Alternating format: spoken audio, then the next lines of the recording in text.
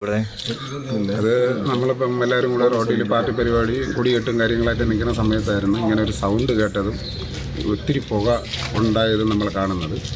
ആ സൗണ്ട് കേട്ട ഭാഗത്തോട്ട് നമ്മൾ ഓടി വരുമ്പോഴാണ് ഈ സംഭവം കാണുന്നത്. ഇവിടെ വന്നപ്പം പുള്ളിക്കാരെ നല്ല രീതിയിൽ പൊള്ളലേറ്റൊരു പുള്ളിക്കാരനെ മകൻ പിടിച്ചുകൊണ്ട് നിൽക്കുന്നതാണ് കണ്ടത്. അപ്പോൾ നമ്മൾ വന്നപ്പോഴാണ് അറിയുന്നത് പുള്ളിക്കാരന് ക്ഷേത്രത്തിനെ സംബന്ധിച്ച് വെടിവെക്കേണ്ട ഒരു ജോലി ഉള്ളത് കൊണ്ട് പുള്ളിക്കാരൻ കരിമരുന്നാണ്ട് ഉണക്കായിട്ടിട്ട് പുള്ളിക്കാരൻ അതിൻ്റെ എന്തോ കമ്പീര പീസോ എന്തോ കട്ട് ചെയ്യണ സമയത്ത് അതിൽ നിന്ന് തീപ്പൊരി തെറിച്ചാണ് ഇത് സംഭവിക്കുന്നത്. അപ്പോഴാണ് നമ്മൾ അറിയുന്നത് പുള്ളിക്കാരൻ ഇതാണ് ജോലി ചെയ്യുന്നത്. പക്ഷേ ഈ പുള്ളിക്കാരൻ്റെ മോൻ്റെ കല്യാണം കഴിഞ്ഞിട്ട് ഒരു മാസത്തിനകത്തേ ആവുള്ളൂ. കല്യാണം വിളിക്കാൻ വരുമ്പം പുള്ളിക്കാരൻ പറഞ്ഞാൽ പുള്ളിക്കാരൻ ഒരേറെ പണിയെന്നാണ്. ഇവിടെ വന്നപ്പോഴാണ് അറിയുന്നത്. നമ്മൾ ഗ്യാസ് പൊട്ടിയതായിട്ടാണ് നമ്മൾ വന്നത്. പിന്നെ നമ്മൾ ആംബുലൻസിനെ വിളിച്ച് ആംബുലൻസിൽ കയറ്റി പുള്ളിക്കാരൻ്റെ മെഡിക്കൽ കോളേജിലോട്ട് നമ്മൾ നല്ല പരിക്കുണ്ട്. ശരീരത്തിൽ നല്ല രീതിയിൽ തൊലി ഇളകിയിട്ടുണ്ട്. പിന്നെ പുള്ളിക്കാരൻ ഓൾറെഡി നിന്ന് കരയുന്നുണ്ട് വേദന കാരണം. പിന്നെ ബോധമൊന്നും പോയിട്ടില്ല. പുള്ളിക്കാരൻ ഓൾറെഡി ബോധമുണ്ട്.